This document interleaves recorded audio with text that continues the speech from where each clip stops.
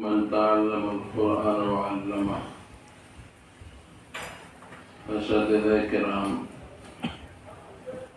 فارغ ہونے والے تفسیر سے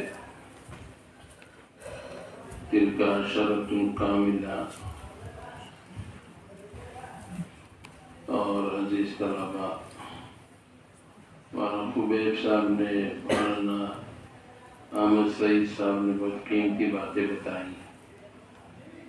تفسیر ہم جتنے علوم پڑھتے ہیں سارے علوم کا خلاصہ ہے. اسی تفسیر کے لیے، اسی قرآن کے ترجمے، معانی اور تفسیر کے لیے ہم یہ 8 سال لگاتے ہیں. احادیث نبویہ کے اندر بہت ساری آیتوں کی تشریح ہے. اقیموا الصلاۃ وآتوا الزکاۃ، نماز قائم کرو. یہ نہیں کہا رکوع کیسے کیا جائے گا، یہ نہیں کہا سجدہ کیسے کیا جائے گا. سمجھے؟ یہ ساری تفصیل اللہ کے رسول نے بتائی حدیث کے اندر. قرآن نے صرف کہہ دیا نماز قائم کرو. 82 جگہوں میں قرآن کے اندر ہے نماز قائم کرو، لیکن کہیں بتا نہیں سکتا کوئی شخص کہ جو ہم لوگ نماز پڑھتے ہیں اس کا طریقہ قرآن کے اندر ہے. یہ حدیث اس کی تشریح ہے. وآتوا الزکاۃ، زکوٰۃ دو. زکوٰۃ کس کی کتنی مقدار ہے، کہیں کسی قرآن کی آیت میں تفصیل نہیں ہے. ساری احادیث نبویہ کے اندر تفصیل ہے. تو قرآن مختصر ہے، لیکن اس اختصار کو آپ اور ہم نہیں سمجھ سکتے بغیر رہبر کے. رسول اللہ صلی اللہ علیہ وسلم سمجھ جاتے ہیں، بعض باتوں میں رہنمائی حاصل کرتے ہیں اللہ سے. جو جبریل واسطہ ہے وہ فوراً آ کے بتا دیتے ہیں. نماز کے طریقے کو جبریل نے 2 بار بتایا. اول وقت میں بھی آ کر ایک بار نماز پڑھائی، ایک دفعہ آخری وقت میں آ کر پڑھائی.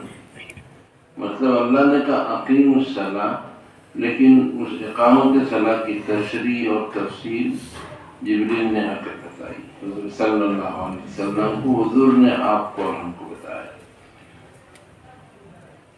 مطلب قرآن اصل بنیاد ہے. قرآن کی تفسیر اور تشریح کے بغیر اگر ہم رہ جائیں تو اس سے بڑی محرومی نہیں ہو سکتی کہ ہم نے 8 سال لگائے اور قرآن سمجھا نہیں. 8 سال لگائے اور ہم نے قرآن نہیں سمجھا، اس سے افسوس کی بات کوئی نہیں ہو سکتی.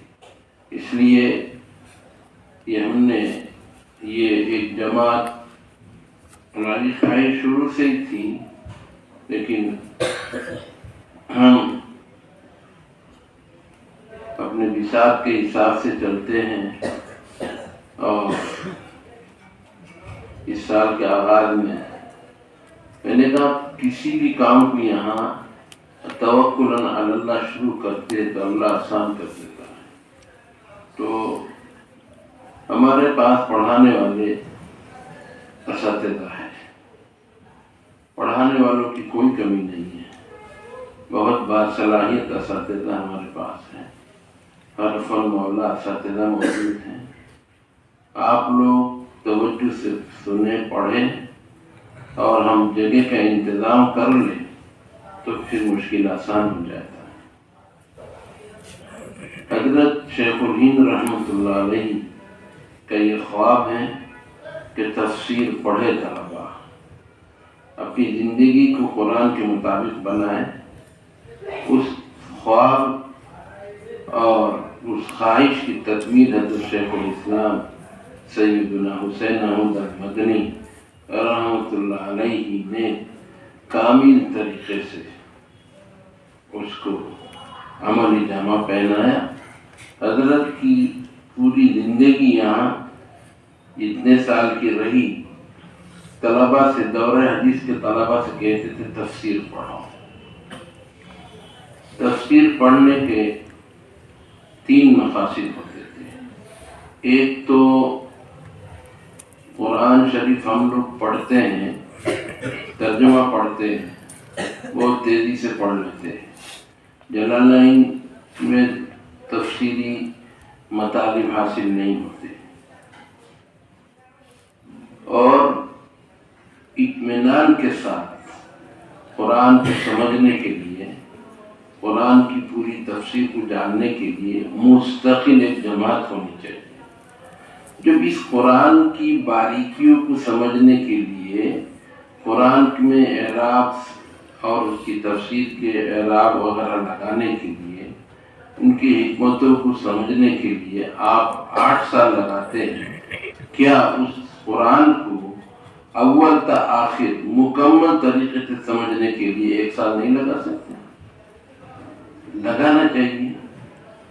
حضرت شیخ الاسلام رحمۃ اللہ علیہ نے کہا بھائی اس قرآن کو اچھی طرح سمجھو۔ چنانچہ میں نے حضرت مولانا احمد علی صاحب رحمۃ اللہ علیہ کو دیکھا، جہاں جلسے میں جاتے تھے حضرت پر تفسیر پڑھی، جہاں جاتے تھے قاری نے جس آیات سے اس نے قرات کا آغاز کیا وہیں سے تفسیر، وہیں سے وعظ شروع، کہ نہیں الگ سے وہ مجلس میں جو قرآن پڑھنے والا ہوتا تھا سمجھے نہیں، اسی سے ہی تفسیر شروع کرتے تھے۔ کتنا مستحضر! آج کی تاریخ میں ایسے لوگ بہت کم ملتے ہیں، سمجھے نہیں۔ کسی مولوی کو کھڑا کر دو اور کہہ دو کہ فلاں صورت کی تفسیر مینا سناد نہیں سنا پڑے گا، مطالعے کی ضرورت پڑے گی۔ لیکن ہمارے اکابر ایسے تھے، ایک تو پڑھا ہے درس نظامی کو، اس کے بعد الگ سے جب تفسیر آپ نے پڑھ لی، تخصص پیدا کر دیا آپ نے اس کے اندر۔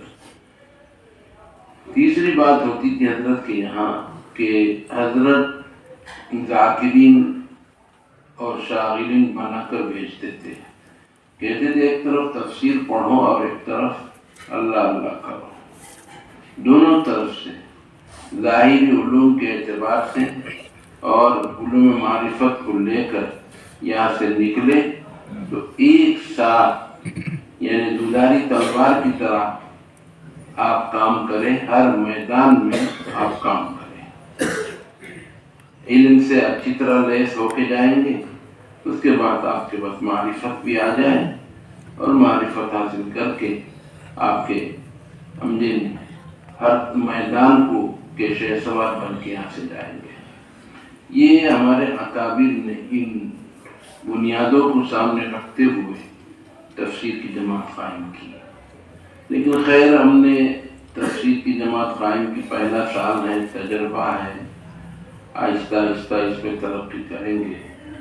اس سال بچے بھی کم تھے، آئندہ انشاءاللہ بچے بھی زیادہ ہوں گے، اور جماعت درسگاہ بھی بڑی بنائیں گے انشاءاللہ، اور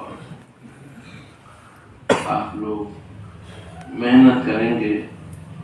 ولی خبیب نے جو بات بتائی ہے کہ آپ یہ نہ سمجھے کہ آپ فارغ ہو گئے، مفسر ہو گئے، یہ نہیں، آپ اپنے پہ طالب علم سمجھیں گے۔ ابھی آپ کو بہت کچھ سیکھنے کا موقع ہے، آپ تفسیر کا مطالعہ کرتے رہیں گے، نئی نئی باتیں سامنے آئیں گی۔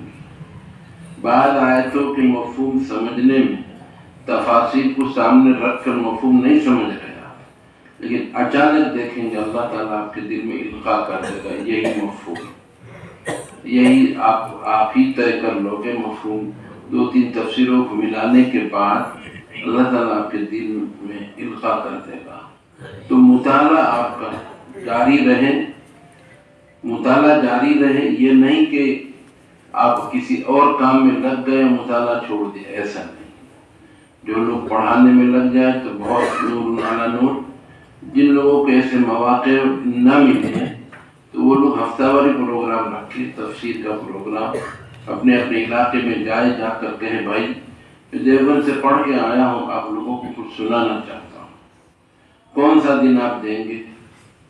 کوئی اتوار کسی علاقے میں اتوار کا دن، کسی علاقے میں جمعے کا دن، جیسا علاقہ ہو، کاروباری علاقہ ہے تو تجار لوگ یہ چاہتے ہیں کہ بھئی خالی دن میں ہم لوگ بیٹھ جائیں، سمجھیں جی، اور بعد میں چاہیں کہ جمعے کے دن، تو اکثریت کا خیال رکھتے ہوئے جمعے کا دن آپ طے کر لیں، ٹائم کون سا، جمعے سے پہلے یا جمعے کے بعد، ان لوگوں سے پوچھ کے آپ وقت متعین کر لیں، اور روز ہر جمعے کو کم سے کم یعنی 2 رکوع 3 رکوع کا ترجمہ اور تفسیر کر لیں۔ اور کاروباری لوگ اگر چاہتے اتوار میں اور ایک مجلس کر لیں، کیا حرج ہے؟